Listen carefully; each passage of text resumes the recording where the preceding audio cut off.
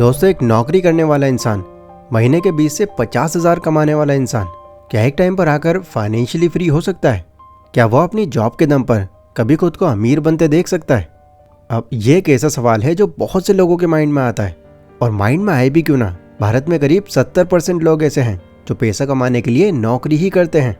अब यही सवाल बहुत टाइम से प्रीतम को भी सता रहा था। प्रीतम एक प्राइवेट कंपनी में जॉब करता था एंड यहाँ पर उसकी मंथली सैलरी 30,000 रुपये थी। हालांकि 30,000 रुपये महीने के कुछ ज़्यादा बुरे नहीं हैं, बट प्रॉब्लम वो अपनी सैलरी को नहीं, अपनी नौकरी को मानता था। क्योंकि आए दिन वो इंटरनेट पर कुछ ऐसी बातें सुनता रहता कि नौकरी करके कोई भी अमीर नहीं बन सकता, नौकरी तुमको एक ट्रैप में फंसा देगी, नौकरी से तुम कभी भी अपनी पसंद की लाइफ नहीं जी पाओगे। इन सब बातों ने प्रीतम के माइंड में नौकरी को लेकर एक नेगेटिव इमेज क्रिएट कर दी थी एंड इस वजह से वो ना तो सही से अपने काम पर फोकस कर पाता और ना ही ज़्यादा खुश नज़र आता। अब इसी के साथ में इसका एक कलीग था, रिहान नाम का। वो प्रीतम को इस हालत में पिछले कई दिनों से नोटिस कर रहा था। एक दिन जब लंच ब्रेक हुआ तो रिहान प्रीतम के पास आकर बैठ गया।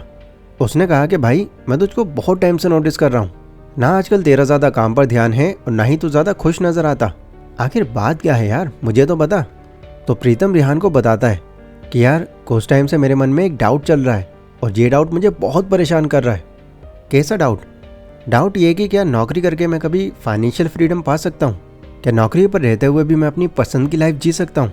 मैं इंटरनेट पर जब इस बारे में दूसरों की राय जानता हूँ तो ओवरऑल वहाँ से मुझे सिर्फ एक ही जवाब मिलता है कि एक जॉब करने वाला इंसान कभी भी फाइनेंशियली फ्री नहीं हो सकता, वो कभी अमीर नहीं बन सकता। तो ये सुनकर रिहान ने प्रीतम को समझाया, देखो यार, ऐसा नहीं है। अगर तुम एक नौकरी को लेकर ये सब सोचते हो तो शायद अभी तक तुमने नौकरी की सिर्फ एक ही साइड को देखा है। तुम्हें क्या लगता है जो लोग बिजनेस करते हैं क्या वो भी एकदम से अमीर बन जाते हैं? अगर तुम एक्चुअल स्टैटिस्टिक्स पर नज़र डालो, इवन अपने आसपास भी देखो, तो तुमको कई ऐसे लोग मिल जाएंगे जो काफ़ी पैसे वाले हैं और वो भी नौकरी ही करते हैं। इनको भी छोड़ो, तुम मुझे देखो, मेरी सैलरी भी तुम्हारे ही जितनी है, बट मेरे माइंड में कभी ये बात नहीं आई क्योंकि मेरे अंदर फाइनेंशियल डिसिप्लिन है। मुझे यकीन है कि जिस तरह से मैं अपने फाइनेंसेस को मैनेज करता हूँ, मैं एक टाइम पर फाइनेंशियल फ्रीडम ज़रूर अचीव कर लूँगा, वो भी एक जॉब करते हुए। रिहान, तुम ऐसा क्या कर रहे हो और ऐसी कौन कौन सी बातें तुम जानते हो? मुझे भी बताओ यार, ताकि मैं भी उनको अपनी लाइफ में अप्लाई कर सकूं। ठीक है, मैं तुमको बताता हूँ। मैं स्टेप बाय स्टेप तुमको समझाता हूँ कि एज सैलरीड पर्सन मैं कैसे अपने फाइनेंसेस को सही से मैनेज कर पाता हूँ। अब देखो, पहले मैं तुमको पैसा संभालना बताऊँगा, फिर ये बताऊँगा कि तुमको पैसा सेव कैसे करना है, देन मैं बताऊँगा कि पैसा इन्वेस्ट कैसे करना है, और आखिर में तुमको बताऊँगा कि पैसा ग्रो कैसे करना है। इन सब बातों को नोट कर लेना ताकि तुम भूल ना जाओ। सो एज सैलरीड पर्सन मेरा सबसे पहला नियम यह है कि मैं क्विक रिच जैसी स्कीम से खुद को हमेशा दूर रखता हूँ। मेरा 24 साल का एक पड़ोसी है, रौनक नाम का। वो डेटा एंट्री की जॉब करता है, बट वो इंसान अपने आप से अभी ज़रा भी खुश नहीं है। तुम जब भी उसको देखोगे बहुत मायूस और परेशान दिखेगा तुमको वो। लेकिन ऐसा क्यों? ऐसा क्या हुआ उसके साथ? ऐसा इसलिए कि वो कमाता तो 20,000 है, बट वो घर पर कुछ नहीं देता। वो सारे पैसों को एक एप्लीकेशन में लगाकर कुछ ही घंटों में हार जाता है। अरे, ये कौन सी एप्लीकेशन है? हाँ, एक एप्लीकेशन है जो कभी उसके दोस्त ने सजेस्ट करी थी एंड उससे ये कहा था कि भाई, इसमें गेम्स आते हैं जिसमें तुम पैसे लगा सकते हो एंड अगर तुम गेम के अंदर विनर बने तो तुम्हारे ये पैसे कई गुना तक बढ़ सकते हैं। बट उसने रौनक को ये नहीं बताया कि उसके जीतने की प्रोबेबिलिटी क्या है। उसके जीतने की प्रोबेबिलिटी लिटरली 100 में से 0.00001% है, और इसी वजह से वो तब से लेकर अब तक यहाँ पर पैसे डालकर हार ही हार रहा है। बट रिहान, वो छोड़ता क्यों नहीं है इस एप्लीकेशन को? प्रीतम, मैंने उसको कई बार समझाया है, बट वो ये कहता है कि भाई, मैं जीतने के लिए नहीं खेल रहा, बस अब तक जितने भी पैसे मैं यहाँ हारा हूँ एक बार वो रिकवर कर लूँ, फिर कसम खाता हूँ इसको कभी हाथ नहीं लगाऊंगा। मतलब उसने जल्दी अमीर बनने के चक्कर में खुद को बहुत बुरी तरह से फंसा लिया एंड अब वो यहाँ से चाहकर भी बाहर नहीं निकल पा रहा। प्रीतम, ये सब मैं तुमको इसलिए बता रहा हूँ क्योंकि तुम भी जल्दी अमीर होना चाहते हो एंड तुमको भी आगे लाइफ में कई ऐसे लोग मिलेंगे जो जल्दी अमीर बनने की अलग अलग स्कीम्स लेकर आएंगे, तुमको सपने दिखाएंगे। बट इस चक्कर में हो सकता है कि रौनक की तरह तुम भी ऐसे ही किसी ट्रैप में फंस जाओ। इसलिए सबसे पहली सीख मेरी तुमको ये है कि इन चीज़ों से जितना हो सके तुम दूरी बनाकर रखना, क्योंकि एक बार अगर तुम्हें इन चीज़ों की लत लग गई तो फिर भले ही तुम्हारी मंथली सैलरी 50,000 ही क्यों ना हो, तुम कभी भी फाइनेंशियली फ्री नहीं बन पाओगे। Rule number 2, it's not about your salary, it's about your surplus. अच्छा, मैं तुमसे एक सवाल पूछता हूँ। एक तरफ ए पर्सन है जो मंथली 30,000 रुपये कमाता है और एक तरफ बी पर्सन है जो मंथली 50,000 रुपये कमाता है। तो मुझे तुम ये बताओ कि इन दोनों में ज़्यादा जल्दी अमीर कौन बनेगा? प्रीतम ने कहा कि यार ये कैसा सवाल है, इसका जवाब तो कोई बच्चा भी दे देगा। ऑफकोर्स वो जल्दी अमीर बनेगा जो 50,000 महीना कमाता है। प्रीतम ये गलत जवाब है। तुमने इनकी सैलरी जानकर पहले ही जवाब दे दिया, बट इनका सैलरी सरप्लस ये तो तुमने जाना ही नहीं। मतलब मैं समझा नहीं। सैलरी सरप्लस यानी तुमने जो कमाया उसमें कितना खर्च किया और कितना बचाया।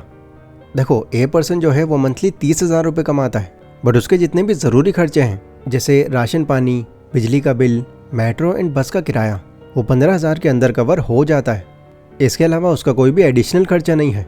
यानी एक महीने के अंदर वो अपनी सैलरी से पूरे 14 से 15,000 रुपये बचा लेता है। वहीं दूसरी तरफ ये बी पर्सन है जो मंथली 50,000 रुपये कमाता है, बट ये थोड़ा शौकिया इंसान है। इस ज़रूरतों पर तो खर्चा करता ही है, बट इन्हीं पैसों से ये अपनी सारी इच्छाएं भी पूरी करता है, जैसे हर वीकेंड पर घूमने निकल जाना, पार्टीज करना, घर से ज़्यादा बाहर का खाना, कोई भी चीज़ पसंद आते ही फ़ौरन बाय कर लेना। एंड इन सब चीज़ों के चलते वो महीने के आखिर में आकर मुश्किल से 2 से 3,000 रुपये बचा पाता है। तो प्रीतम अब बताओ कौन जल्दी अमीर बनेगा या लॉन्ग टर्म में किस पे ज़्यादा पैसा होगा? हाँ, ये ए पर्सन के पास।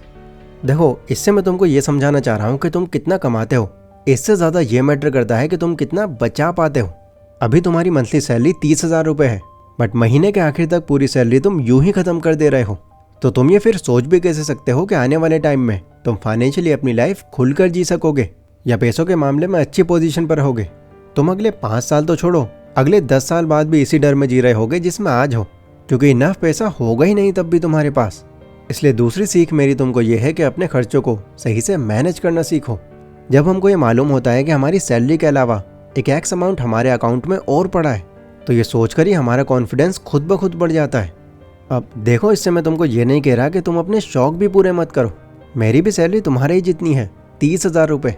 शौक मैं भी पूरे करता हूँ, बट मेरे शौक पूरे करने का एक दायरा है। मैं कभी भी अपने शौक पर अपनी सैलरी का 20% से ज़्यादा खर्च नहीं करता, और इसी के चलते मैं काट पीट कर महीने के 10 से 12,000 तो अपने पास बचा ही लेता हूँ। एंड ये मैं पिछले 2 सालों से कर रहा हूँ। तो तुम भी इस बात को समझो ताकि तुम्हारे अंदर से पैसा ना होने का ये डर खत्म हो जाए। तीसरा रूल है never ignore your health insurance. Rihan Pritam से पूछता है, अच्छा क्या तुमने अपना या अपने घर में किसी का हेल्थ इंश्योरेंस करा रखा है? तो प्रीतम ने बड़ी हैरानी से पूछा, ये सैलरी के बीच में हेल्थ इंश्योरेंस कहाँ से आ गया? मुझे हेल्थ इंश्योरेंस कराने की क्या ज़रूरत? मैं तो एकदम ठीक हूँ और मेरी फैमिली भी बढ़िया है। तुम सैलरी के बारे में बताओ ना। तो रिहान ने प्रीतम को समझाया, प्रीतम मैं कोई अलग बात नहीं कर रहा, ये पॉइंट भी तुम्हारे फाइनेंस से ही जुड़ा है एंड बहुत इंपॉर्टेंट है तुम्हें जानना। असल में मेरे एक रिलेटिव हैं जो कुछ टाइम पहले तक तो बहुत अच्छी लाइफ जी रहे थे। कुछ टाइम पहले तक मतलब अब क्या हुआ उनको? अभी 3 महीने पहले उनकी वाइफ को अचानक से हार्ट अटैक आ गया एंड इमीडिएटली उनको एक प्राइवेट हॉस्पिटल में एडमिट करना पड़ा। अब सोचो अगर कोई तुम्हारा अपना अचानक से इस कंडीशन में आ जाए तो क्या करोगे तुम? ऑब्वियसली उनको ऐसे तो छोड़ोगे नहीं, उन्हें बचाने के लिए तुम पूरा जोर लगा दोगे। तो उनको भी जितना ज़्यादा खर्चा डॉक्टर बताते गए वो बिना ज़्यादा सोचे समझे करते चले गए। आज उनकी हालत ये हो गई है कि उनकी सेविंग्स तो गई, साथ ही उनके सर पर 6 लाख का कर्जा और हो गया एंड अब भी उनके मेडिकल एक्सपेंसेस चल ही रहे हैं। अब सोचो अगर उनकी वाइफ का पहले से ही हेल्थ इंश्योरेंस होता तो आराम से वो इंश्योरेंस क्लेम करके अपने मैक्सिमम मेडिकल एक्सपेंसेस को मैनेज कर लेते। देखो प्रीतम मैं तुमको डरा नहीं रहा, बट हादसा कभी भी बताकर नहीं आता, ये कभी भी किसी के साथ भी हो सकता है।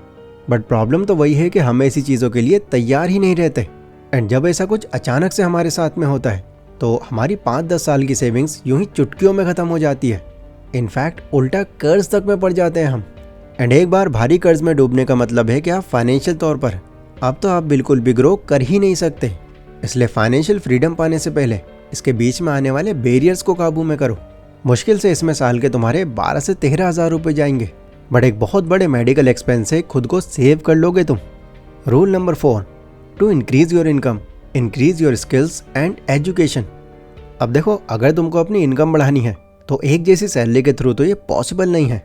इस पोजीशन पर सैलरी तुम्हारी एक बार बढ़ सकती है, 2 बार बढ़ सकती है, बट वो बार बार नहीं बढ़ेगी। तो तुमको चाहिए कि तुम्हारी 9 to 5 की जॉब के बाद में 5 to 9 के बीच में एक अनदर इनकम सोर्स भी हो, जहाँ से तुम्हारा रेगुलर बेसिस पर और पैसा बनता रहे। लाइक मैं अगर अपनी बात करूँ तो बहुत टाइम से मैं देख रहा हूँ कि ऑनलाइन मार्केट के अंदर 2D एनिमेटेड वीडियोस की डिमांड काफ़ी बढ़ती जा रही है। कंपनीज हो या इन्फ्लुएंसर्स अपनी बातों को एक्सप्लेन करने के लिए 2D एनिमेशन का ही यूज़ कर रहे हैं। तो मैंने भी creatorstrack.in पर जाकर 2D एनिमेशन के ऊपर एक कोर्स बाय कर लिया जो मुझको सिर्फ 399 रुपीज़ का पड़ा। देन एक बार इसको प्रॉपरली सीख जाने के बाद मैंने फाइवर पर अपना अकाउंट बनाया और वहाँ पर कुछ सैम्पल्स अपलोड कर दिए।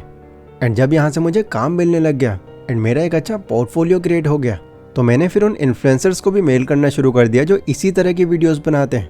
उनमें से मुझे एक इन्फ्लुएंसर ने रेगुलर बेसिस पर हायर कर लिया।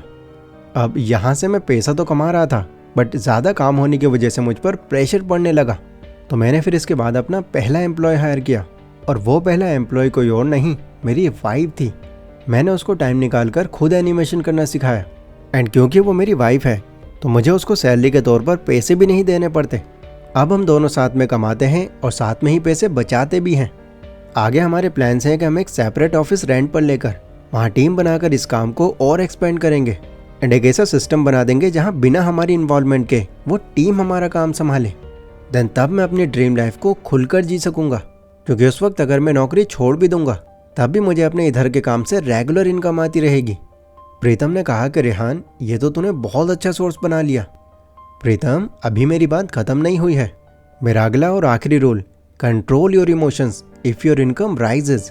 देखो, एनिमेशन और जॉब वगैरह सब मिलाकर मैं और मेरी वाइफ महीने के लगभग 60,000 रुपये कमा रहे हैं।